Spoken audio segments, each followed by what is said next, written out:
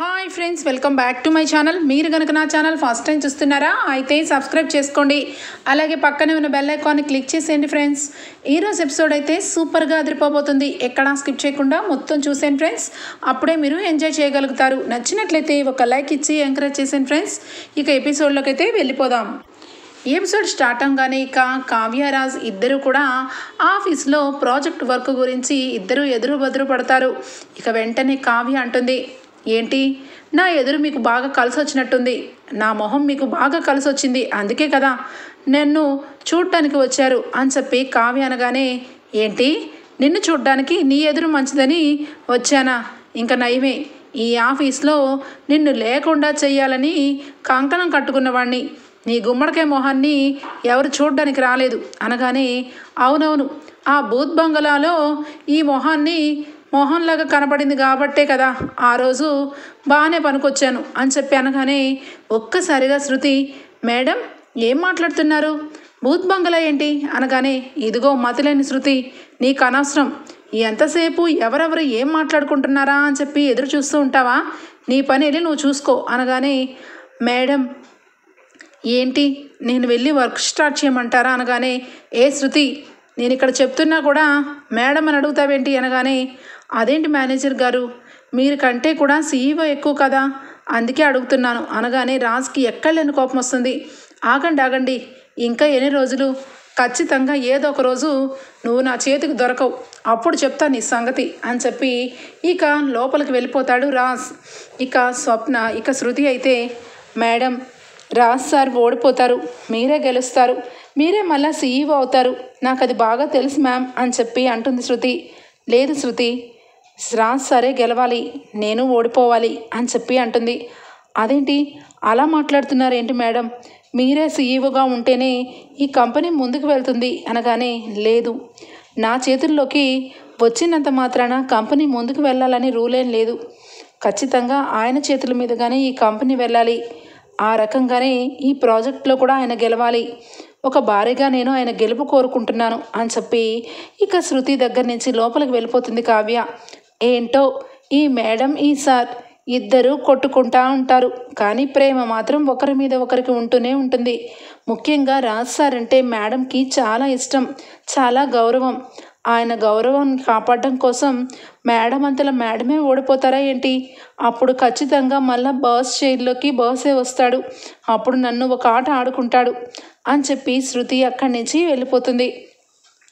మొత్తానికైతే ఇక కావ్య మనసులో అనుకుంటుంది, ఎప్పుడైనా కూడా ఆ ఇంట్లో నుంచి నేను అడుగుపెట్టింది ఆయన ప్రేమ పొందడం కోసమే, కానీ ఆయనని ఇక బలవంతంగా తాతగారు నన్ను ఇంట్లో నుంచి ఆయన చేతుల మీదుగా తీసుకురావాలని ప్లాన్ చేశారు, కానీ ఆయన మనసు నిండా ప్రేమతో ఏ రోజైతే నా దగ్గరకు వస్తారో అప్పుడే ఆ ఇంటికి అడుగు పెట్టగలను, అలా అని చెప్పి ఆయన నన్ను బలవంతంగా తీసుకొని వెళ్ళనవసరం లేదు అని చెప్పి ఇక వర్క్ చేసుకుంటూ ఉంటుంది.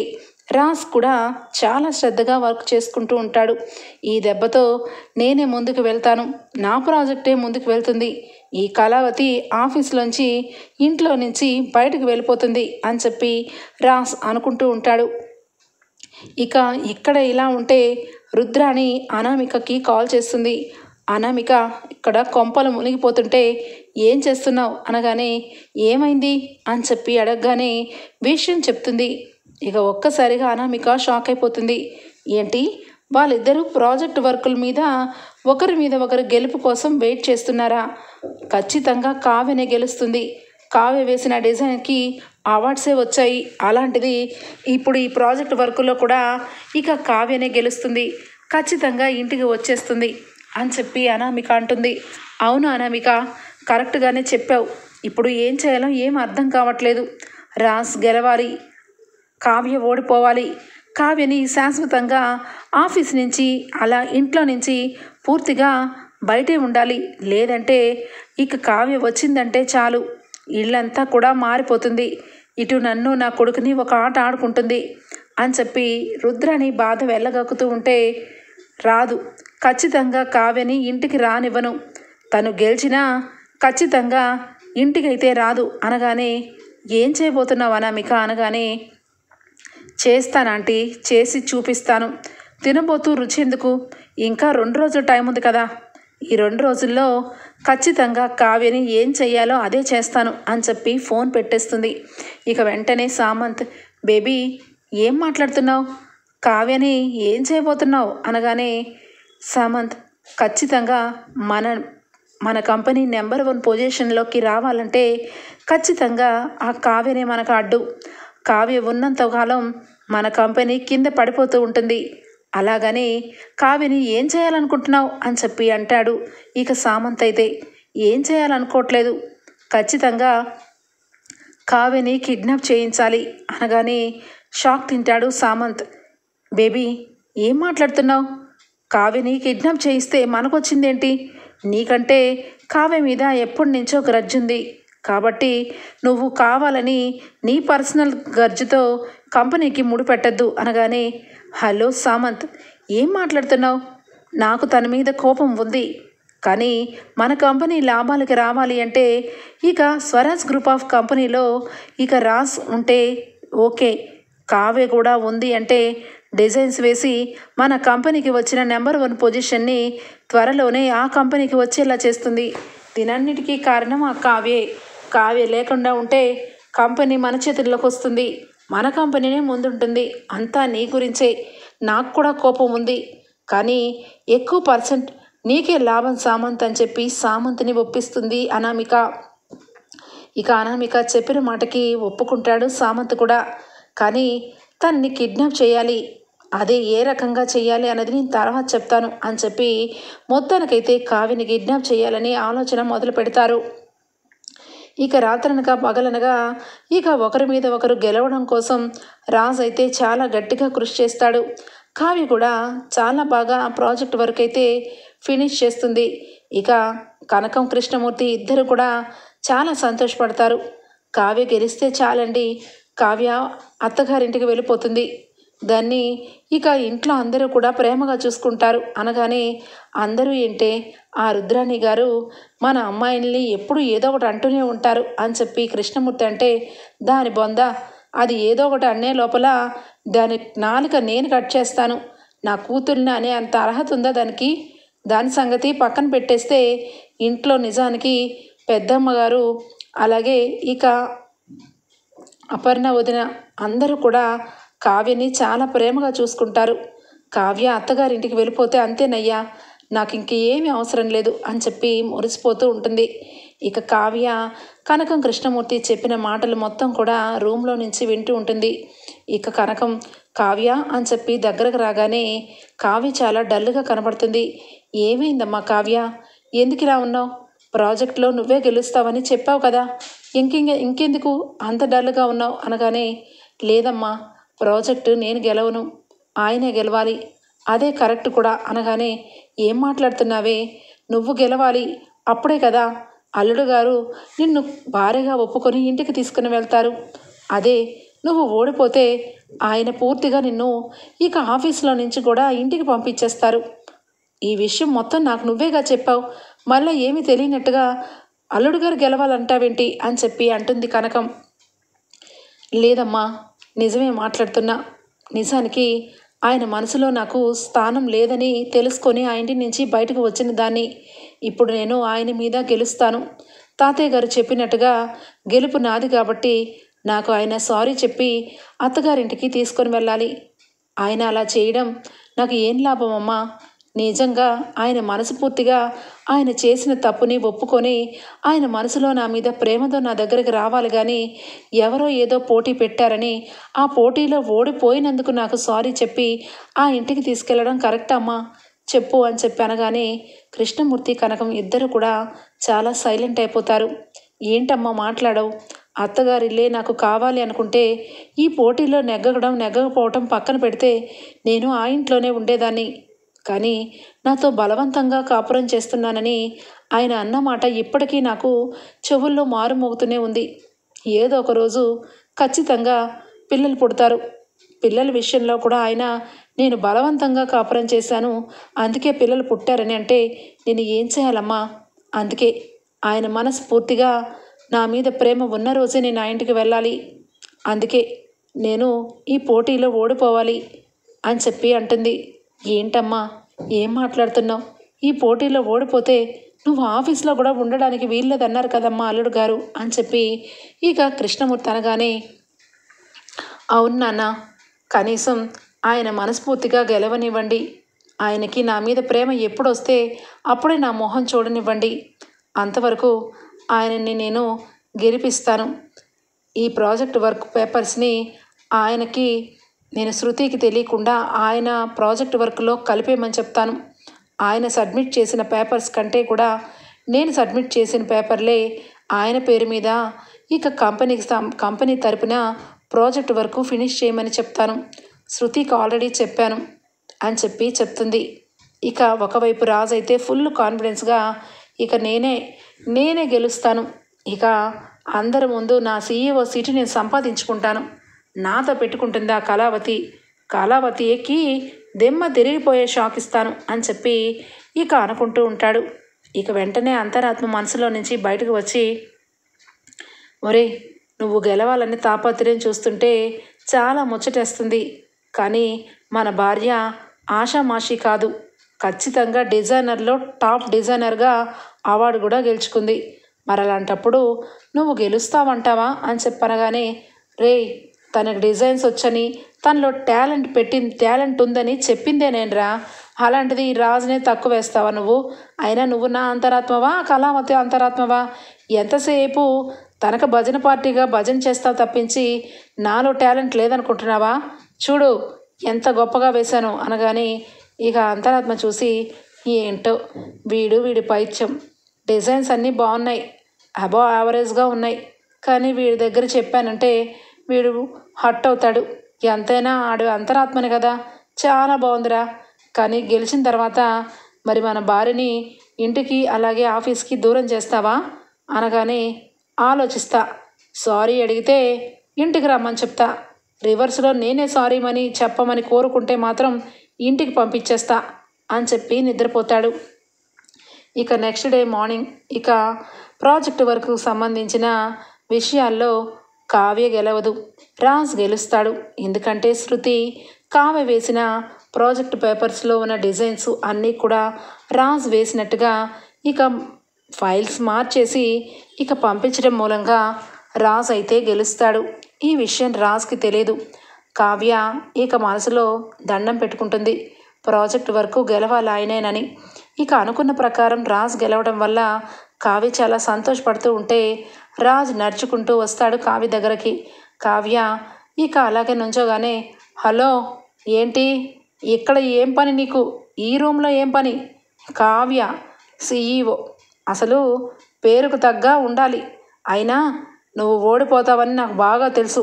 దయచేయండి, శుభ్రంగా సరాసరి వినాయకుడి బొమ్మకి ఇక పెయింటింగ్ వేసుకోవడానికి ఇంటికి వెళ్ళండి. అమ్మగారు లెగుస్తారా అని చెప్పి ఇక రాజ్ అయితే ఇక వెటకారంగా మాట్లాడుతూ ఉంటాడు. కావ్య ఒక్కసారిగా బ్యాగ్ తీసుకొని, మీరు గెలిచారు, నేను ఓడిపోయాను. మీరు అనుకున్న లెక్క ప్రకారం ఇక్కడి నుంచి నేను వెళ్ళిపోవాలి, అంతే కదా? సరే అని చెప్పి కావ్య బ్యాగ్ తీసుకొని బయలుదేరుతుంటే చిటికలు వేసి, హలో, ఇప్పటికైనా ఒప్పుకుంటావా నువ్వు ఈ ఆఫీస్కి పనికిరావని? ఎంతైనా రాజ్ ఇక్కడ ఎక్స్పీరియన్స్ క్యాండిడేట్ని. నేను వేసిన ప్రాజెక్టే నెగ్గాను, నువ్వు ఓడిపోయావు. నీకు డిజైన్స్ వచ్చని తెగ పొగరగా ఫీల్ అయి ఉంటావు, కానీ ఎప్పుడూ కూడా ఒకేలా ఉండవు. ఒక్కొక్కసారి పైన వాళ్ళు కిందకి, కింద వాళ్ళు పైకి వస్తారు, అది గుర్తుపెట్టుకో అని చెప్పి రాజ్ అంటాడు. ఇక కావ్య ఏమీ మాట్లాడదు. శృతి మాత్రం అక్కడి నుంచి, రాజ్ సారు తెగ రెచ్చిపోతున్నారు, గెలిపించిందే మేడం, ఆ విషయం తెలియద్దని ప్రామిస్ చేయించుకున్నారు, ఇప్పుడు ఏం చేయాలి? సరే, మేడం అయితే వెళ్ళిపోతున్నారు, చాలా బాధగా ఉంది అని చెప్పి అనుకుంటూ ఉంటుంది శృతి. ఇక కావ్య అయితే బయటికి వచ్చి ఆటోలో కూర్చుంటుంది. అనామిక మనుషుల్ని పెట్టి కావ్యని కిడ్నాప్ చేయిస్తుంది.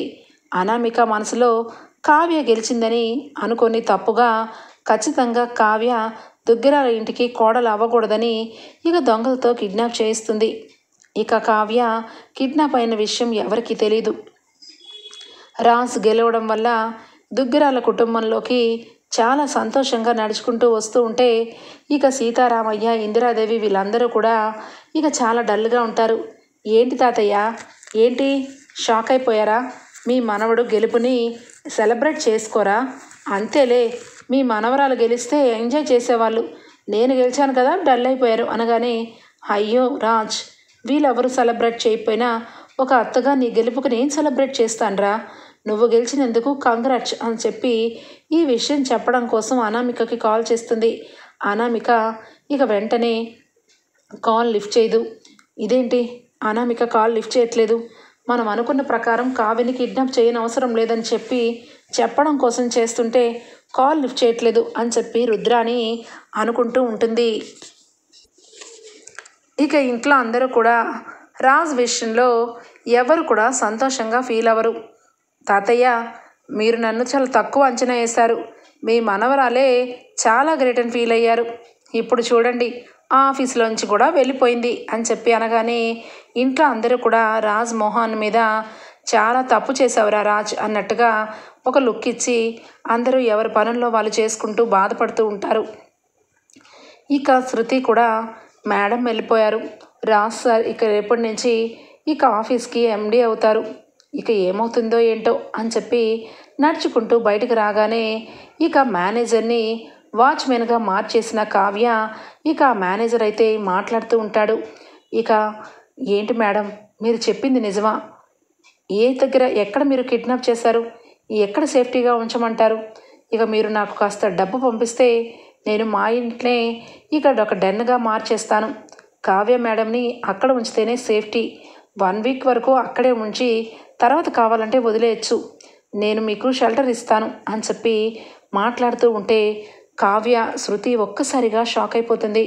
మేనేజరు ఇదేంటి, కావ్య మేడని కిడ్నాప్ చేయమంటున్నాడు, అది కూడా వీళ్ళ ఇంట్లో పెట్టుకుంటానంటున్నాడు అని చెప్పి దొంగచాటుగా వింటూ ఉంటే భయంకరమైన విషయాలు ఇంకాస్త బయటపడుతూ ఉంటాయి. సరే, నీ రూమ్లోనే నీకు సంబంధించిన దగ్గరే కావ్యని ఇక అక్కడే సేఫ్టీగా పెడదాం అని చెప్పి అనామిక మాట్లాడుతుంటే, మేడం నాకు కొంత డబ్బు కావాలి, నేను చాలా పెద్ద విషయం మీకు హెల్ప్ చేస్తున్నాను, నాకు మీరు అకౌంట్లోకి డబ్బు పంపిస్తే దాని ప్రకారం నేను కావ్య మేడంని 1 వీక్ వరకు ఎవరికి తెలియకుండా నేను చూసుకుంటాను అని చెప్పి డబ్బులు ఇక అడుగుతూ ఉంటాడు.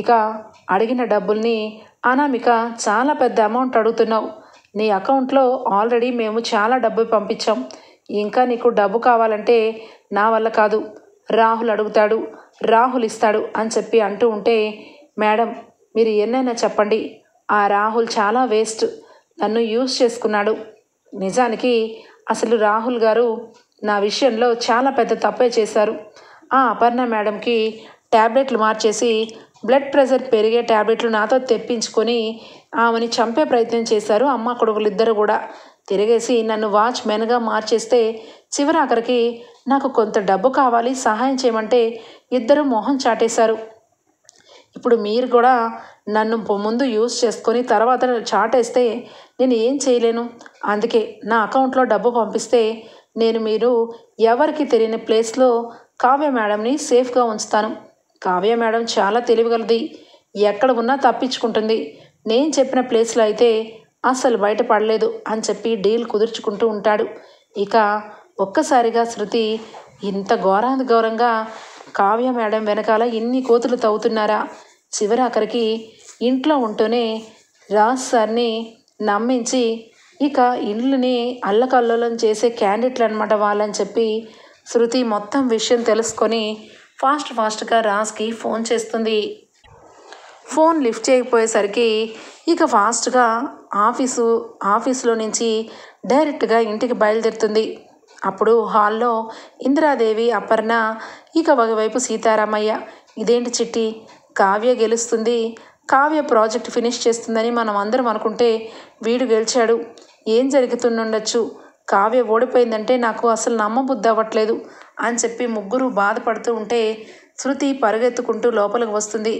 మేడం, రాజ్ సార్ ఉన్నారా అని చెప్పి అనగానే, రాజ్ సార్ లోపల ఉన్నారు, ఏమైంది, ఎందుకంత చెమటలు పట్టేలాగా పరిగెట్టుకుంటూ వచ్చావు అనగానే, మేడం చాలా పెద్ద ఘోరం జరుగుతుంది, నిజానికి రాజ్ సార్ని గెలిపించింది మేడమే, ఈ విషయం చెప్పొద్దని నాకు ప్రామిస్ చేయించుకుంది. కానీ చెప్పక తప్పట్లేదు.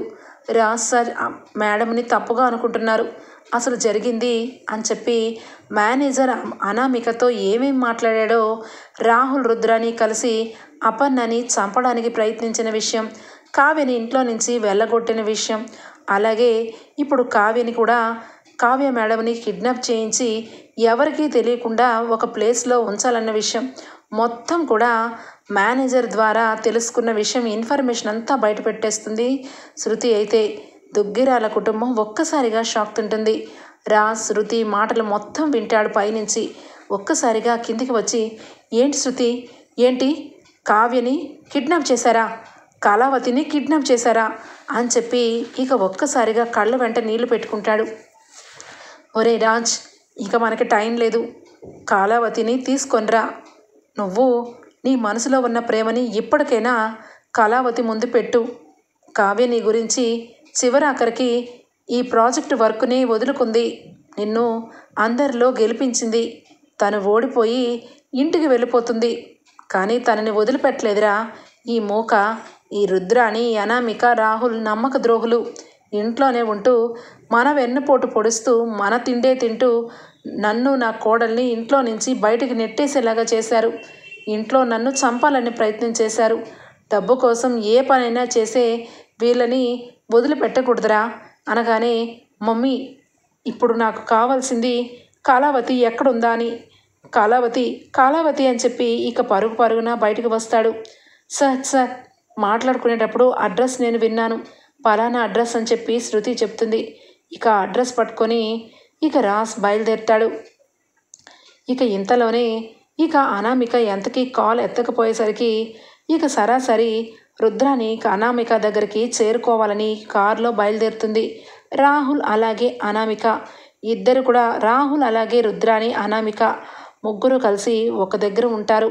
ఇక మేనేజర్ చెప్పిన చోటకి కావ్యని తీసుకొని వెళ్ళి కావ్యని ఇక నోటికి ప్లాస్టర్ వేసి ఒక దగ్గర కట్టిపడేస్తారు. ఇక రాహుల్ రుద్రాని అయితే, అయ్యో అనామిక, కావ్యని అనవసరంగా కిడ్నాప్ చేసావు, గెలిచింది రాజే కావ్య కాదు అనగానే, నాకు తెలుసు కావ్య ఓడిపోయిందని, కావాలని ఓడిపోయిందని కూడా తెలుసు. ఈ కావ్య తక్కువది కాదు, ఇలాగే కావాలని ఓడిపోయి రాజ్ దగ్గర జాలిని క్రియేట్ చేయించుకొని ఖచ్చితంగా రాజ్ని ఇంటికి తీసుకుని వెళ్ళేలాగా చేసుకుంటుంది. అందుకే ఈ క్యాండిడేట్ కనబడకపోతే ఏమీ తలనొప్పి ఉండదు. ఇది ఎక్కడికి వెళ్ళిందో ఏమైపోయిందో తెలియక రాజ్ పిచ్చివాడవైపోతాడు. దుగ్గిరాల కుటుంబం ఇది లేకపోయేసరికి ఇక బిజినెస్ అంతా ఒక పక్కన పడేసి ఎప్పటికప్పుడు దీని గురించి ఆలోచన చేస్తూ ఉంటారు. ఈ లోపల మన కంపెనీనే ముందుకు వెళ్ళిపోతుంది అని చెప్పి ఇక అంటూ ఉంటుంది అనామిక. సూపర్ సూపర్ బేబీ, ఏదో అనుకున్నాను కానీ చాలా గొప్పగా వేసావు ప్లాన్. నిజానికి ఆ కావ్య మూలంగానే రాజ్ ముందుకు వస్తున్నాడు. ఈరోజు కావ్య మన చేతుల్లో ఉంది, మనం కావ్యని చేతిలో పెట్టుకొని రాజుని అనగదొక్కాలి అని చెప్పి ఇక నలుగురు కూడా మాట్లాడుకుంటూ ఉంటారు. ఇక అప్పుడు రాజ్ ఎంటర్ అవుతాడు. అది కల్లో కూడా జరగదురా, ఎందుకంటే మీరు మాట్లాడుకున్న ప్రతి ఒక్క మాటలు నేను విన్నాను కాబట్టి అని చెప్పి రాజ్ ఎంటర్ అవుతాడు. ఒక్కసారిగా రుద్రాని, రాహుల్, అనామిక, సామంత్ నలుగురు కూడా షాక్ అయిపోతారు. ఇక వెంటనే ఏంటి ఏంటి ఏం చేయగలుగుతావు, నీ భార్యని కిడ్నాప్ చేసాం, నిన్ను కూడా ఇక్కడే కిడ్నాప్ చేస్తాం, భార్యాభర్తలు ఇద్దరూ పరారైపోయారు అని నమ్మిస్తాం, ఏ నువ్వు మా డెన్లోకి వచ్చి చిక్కుకున్నావు అని చెప్పి సామంత్ అనగానే ఇక రాజు ఒక్కసారిగా చెంప చెల్లు అనిపిస్తాడు రుద్రాణిని. నీ వాటా నీకు ఉంది, నువ్వు సైలెంట్గా ఉండు. ఏ రుద్రాణి, నీకు మా మమ్మీ మీద అంత కక్ష ఉందా? ఇంట్లో నా తల్లిని చంపాలని ప్రయత్నం చేసి సరిపోదన్నట్టు నాకు నా భార్యకి గొడవలు అయ్యేలా చేసి చివరాఖరికి నా భార్యని కిడ్నాప్ చేసే రేంజ్కి వచ్చారా? మిమ్మల్ని ఏం చేస్తానో చూడండి అని చెప్పి ఇక జేబులో ఉన్న రివాల్వర్ తీస్తాడు రాజ్. అయితే ఒక్కసారిగా నలుగురు షాక్ అయిపోతారు. రాహుల్ అయితే వెంటనే, అది రాజ్, నన్ను నమ్ము రాజ్, అది ఏం జరిగిందంటే అనగానే, షడప్ రా, నిన్ను ప్రాణం తీస్తాను, జాగ్రత్త. అసలు నువ్వు మనిషి పుట్టావా? ఇంట్లో మా ఇంట్లో తింటూ నా మమ్మీని చంపాలని చూస్తారా? నా భార్యని కిడ్నాప్ చేస్తారా? మిమ్మల్ని ఇలాగే వదిలేస్తే ఇంకా ఏమేం చేస్తారో, అందుకే మీకు తగ్గ శిక్ష పడాలి అని చెప్పి ఇక తుపాకీ పేల్చబోతుంటే అప్పుడు ఎంటర్ అవుతాడు ఇక అప్పు, కళ్యాణ్ ఇద్దరు కూడా. రాజన్నయ్య ఏం చేస్తున్నావు అని చెప్పి కళ్యాణ్ ఒకవైపు, ఇక అప్పు ఒకవైపు రాగానే ఇక అక్కడే కట్లు విప్పేసి కావ్య కూడా పరుగున వస్తుంది. ఏమండి ఏమండి అని చెప్పి అనగానే కళావతి నీకేమీ అవ్వలేదు కదా అని చెప్పి ఎమోషనల్ అయిపోతాడు. ఏమీ అవ్వలేదండి, మీరేంటండి వీళ్ళని చంపి హంతకులు అవుతారా? ఇలాంటి వాళ్ళని చట్టం చూసుకుంటుంది అని చెప్పి అనగానే ఇంతలో పోలీసులు వస్తారు. పోలీసులు వచ్చి రుద్రాని, రాహుల్ గురించి ఇక మొత్తం ఇన్ఫర్మేషన్ అంతా తెలుసుకొని మేనేజర్ మొత్తం చెప్తాడు. ఎందుకంటే ఆల్రెడీ మేనేజర్కి పోలీసుల ద్వారా గట్టిగా కోటింగ్ ఇవ్వడం వల్ల మొత్తం కక్కుతాడు. ఇంతలో ఇక మెల్లగా అనామిక అలాగే సామంత్ జారుకోపోతూ ఉంటే ఆగండి, ఎక్కడికి వెళ్తారు? మీ ఇద్దరిని కూడా అరెస్ట్ చేసి ఇక సెల్లో వేస్తాం. ఎందుకంటే ఒక అమ్మాయిని కిడ్నాప్ చేయించి తనని ఇక్కడే ఉంచి తనని టార్చర్ పెడుతున్నందుకు, ఫ్యామిలీ గొడవల్లో వీళ్ళిద్దరూ ఏకంగా మనిషిని చంపాలని ప్రయత్నం చేసినందుకు, ఇక కావ్య మేడంని మీరు ఇక్కడ కిడ్నాప్ చేసినందుకు మీ ఇద్దరిని, మొత్తం మీ నలుగురిని అరెస్ట్ చేస్తున్నాం, పదండి అని చెప్పి జీపు తీసుకొచ్చి పోలీసులు అయితే రుద్రాని, అనామిక, సామంత్, రాహుల్ నలుగురిని కూడా అరెస్ట్ చేస్తారు. రాహుల్ అయితే సామంత్ గారు ఏదో ఒకటి చెయ్యండి, మీ ఇన్ఫ్లుయెన్స్ అంతా ఉపయోగించండి అనగానే ఇక సామంత్ అయితే ఏమీ చేయలేక ఇక సైలెంట్ అయిపోగానే ఇక అప్పు వస్తుంది. హలో సామంత్, నీకు చెప్పాను కదా ఏదో ఒక రోజు ఈవిడ గారితో ఉంటే ఖచ్చితంగా కటకటాల పాలవుతావని. చూసావు కదా ఇది ఎలాంటిదో, దీని కక్ష వల్ల నిన్ను అడ్డంగా బుక్ చేసింది. ఇలాంటి దాంతో ఉంటే రోజుకొక గొడవ, రోజుకొక రకంగా రోడ్డు మీదే కాదు ఏకంగా చెప్పకూడదు తినడానికే వెళ్ళిపోతున్నావు. అర్థమైంది కదా, ఇలాంటి వాళ్ళని పక్కన పెట్టుకుంటే ఎలా ఉంటుందో అనగానే దెబ్బకి బొమ్మ కనబడుతుంది సామంత్కి. నిజమే, వీళ్ళందరూ కావాలని నన్ను ఇరికించారు. అసలు నిజానికి నా బిజినెస్ ఏదో నేను చూసుకుంటూ ప్రశాంతంగా ఉంటే నన్ను అనవసరంగా ఇరికించింది అనామిక. నాకు ఈ అనామికకి సంబంధం లేదు. నా ద్వారా ఏదో ఒక రకంగా లాయర్ నాకు వచ్చి బెయిల్ ఇప్పించేలా చేసుకుంటాను, దీన్ని మాత్రం వదిలించుకుంటాను అని చెప్పి ఇక అంటూ ఉంటే సామంత్ అని చెప్పి చెయ్యి వేయబోతుంటే ఒక్కసారిగా చెంప చెల్లుమనిపిస్తాడు సామంత్. చిచ్చి, నీ మాట విని నేను అడ్డగోళంగా ప్రవర్తించాను. అసలు నువ్వు నా లైఫ్లోకి వచ్చి చివరాఖరికి నేను కూడా మీతో పాటు జైలుకు వచ్చేలాగా చేసావు. అసలు నువ్వు నా మీద చెయ్యి వేయద్దు అని చెప్పి సామంత్ అయితే అనామికని ఇక తోసేస్తాడు. మొత్తానికైతే కావ్య ఇక రాజ్ ఇద్దరు కూడా ఒక్కటవుతారు. ఇక అప్పు, కళ్యాణ్ ఇద్దరు కూడా సంతోషపడతారు. అన్నయ్య, నేను చెప్పాను కదా అన్నయ్య, వదిన ఏ తప్పు చేయలేదు. ఖచ్చితంగా నువ్వు వదిన దగ్గరకు వచ్చి ప్రేమగా 4 మాటలు మాట్లాడితే చాలు కరిగిపోతుందని అనగానే ఇక వెంటనే రాజ్ అయితే కళావతి నన్ను క్షమించు, నేను నిన్ను చాలా బాధ పెట్టాను. నిజం తెలియక నిన్ను అనరాని మాటలో అన్నాను. అహంకారంతో ఈరోజు కూడా ఇంట్లో నుంచి ఆఫీస్లోంచి వెళ్ళిపోమన్నాను అని చెప్పి మనస్ఫూర్తిగా సారీ అడుగుతాడు. మన మధ్య సారీలు ఎందుకండి, మీ మనసులో ఉన్న ప్రేమ చాలు నాకు అని చెప్పి కావ్య అయితే ఇక రాజ్తో పాటు కారు ఎక్కి దుగ్గిరాల కుటుంబానికి చేరుకుంటుంది. ఓకే ఫ్రెండ్స్, రాబోయే ఎపిసోడ్స్లో ఈ విధంగా జరగబోతుంది. మీకు గనక నచ్చినట్లయితే లైక్ ఇచ్చేయండి friends. Bye, take care, thank you for watching.